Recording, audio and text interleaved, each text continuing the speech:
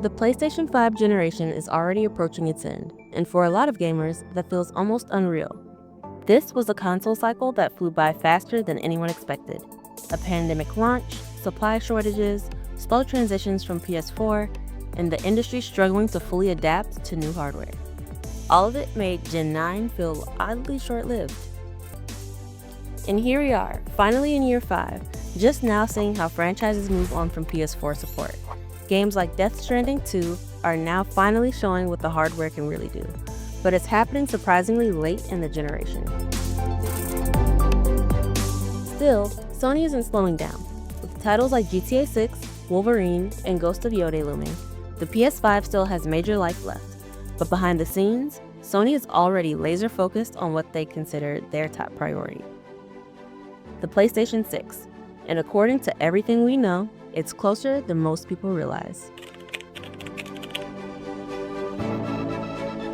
Earlier this year, PlayStation CEO Hideaki Nishino made something crystal clear: hardware, not cloud gaming.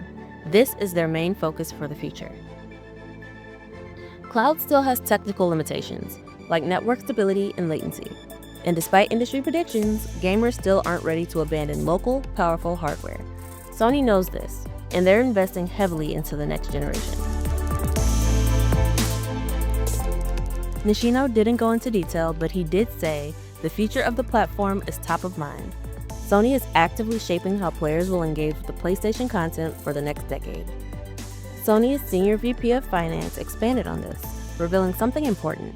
PS4 and PS5 together form a massive multi-generational ecosystem, and Sony wants the PS6 to connect to that ecosystem rather than starting fresh.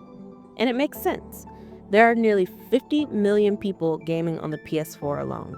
Meanwhile, the PS5 passed 80 million units. The user base is enormous, and Sony plans to keep all of them within the PlayStation world. When is the PS6 coming?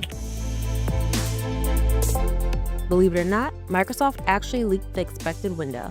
Court documents from the Activision Blizzard hearing pointed to 2028, and this wasn't speculation, it was a part of their internal projections.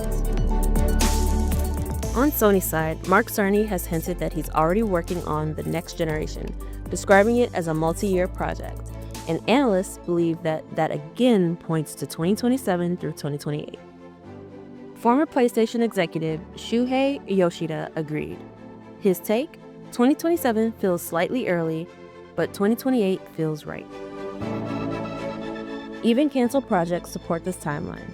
An unannounced Blade Runner game was reportedly targeting September 2027 and preparing for the Gen 10 consoles, meaning Sony had already informed developers about the PS6 timelines. And multiple hardware insiders claim the PS6 chip has already reached early validation stages. AMD and Sony are reportedly preparing for an AO tapeout in late 2025, which usually means a 2-year runway before retail consoles appear. That lines up perfectly with the late 2027 or early 2028. If you're enjoying this breakdown, make sure to hit the like button and subscribe to the Tech Poll so you don't miss any next-gen updates. We cover everything from leaks and hardware deep dives into future gaming tech, so tap that bell and stay ahead of the curve. What will the PS6 cost? This is the part nobody wants to hear. Industry analysts expect the PS6 to launch at $600 or higher. Both PS5 Pro and Xbox hardware have already crossed that once radioactive $599 threshold. Inflation, higher chip costs, and advanced GPU technology make cheaper prices unlikely. Consoles simply don't drop in price anymore, and Sony seems prepared to launch PS6 at a premium. PS6 hardware, what we know. The biggest shift? Sony and AMD have renewed their partnership. Intel tried to compete for the PS6 chip contract but lost due to profit disagreements. AMD stepped in again, driving both PS5 Pro and PS6's development roadmap. AMD and Sony are co-engineering several next-gen technologies, especially in AI graphics. The PS5 Pro introduced PSSR, Sony's AI-powered upscaling technology. But according to Mark Cerny, PSRR was only the beginning. The PS6 will use a far more advanced version, internally connected to AMD's upcoming RDNA 5 architecture. Leaks reveal the system aims for 3 times PS5 rationalization performance, huge ray tracing gains, better power efficiency, AI-assisted resolution and frame generation, full PS4 and PS5 backwards compatibility. Earlier documentation suggests that the PS6, codename Orion, will include CPU 8-core Zen 6, GPU 4048 RDNA 5 compute units, 3 GHz clock target, memory GDDR7, 160-bit or 192-bit bus, power around 160-watt broad power, lower than the PS5. This generation won't be about brute force compute units. It'll be about ray tracing, AI, and efficiency. A PS6 handheld? Yes, it's real. One of the biggest surprises is that Sony is planning a native PlayStation handheld, not just another streaming device. Codenamed Canis, this handheld is shaping up to be a hybrid of a powerful portable console, a dockable system that can connect to TVs, and a cheaper entry point to the PS6 ecosystem. Leaks say it could target half the PS5's raster performance, better ray tracing thanks to RDNA 5, 16 gigs LPDDR5X, 1220 compute units, USB-C, haptics, microphones, M2 SSD expansion, only 15-watt power drop. And with the rumored price of $400 to $500, Sony may have positioned it directly against Nintendo Switch 2 and upcoming Xbox handhelds. There may even be a cheaper budget PS6 console-only model in the $299 to $350 range, something like a PS6 Slim at launch. Sony's new strategy moving into the PS6. The PlayStation 5 generation saw Sony experiment heavily with the live service games, and most of it didn't work out. Projects like The Last of Us Online, God of War Online, Concord, Fair Games, and more either collapsed or didn't land with the fans. Sony realized the risk and quietly shifted back to what works: single-player, cinematic hits.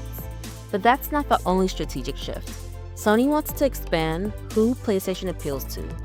Games that attract more female players, Horizon, games for kids and families, Astrobot, PC releases, occasional Xbox ports, handheld expansions, multi-platform services. Still, Sony insists it won't follow Xbox's every game on every system model. They're sticking to a hybrid exclusivity strategy, releasing only select titles on PC years after launch. PS6 launch games and beyond. We already know several major titles likely arriving in early PS6 era. Early PS6 candidates: Cory Barlog's new unannounced project, Sony Santa Monica, a new Ratchet & Clank, The Last of Us Part 3, Kojima's next espionage title, expected 5 to 6 years after announcement, Insomniac's next titles, Media Molecule's new IP, a Fire Sprite horror game, Star Wars Knight of the Old Republic remake.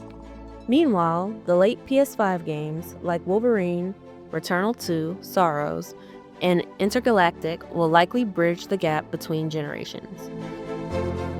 Sony wants PS6 to launch strong, something the PS5 struggled with due to the pandemic restrictions and cross-gen support. If you want to stay ahead of the PlayStation 6 update, make sure to subscribe to the Tech Bowl. We break down the tech, the leaks, the rumors, and what they mean for the future of gaming. And if you enjoyed this deep dive, hit that like button. It really helps the channel grow.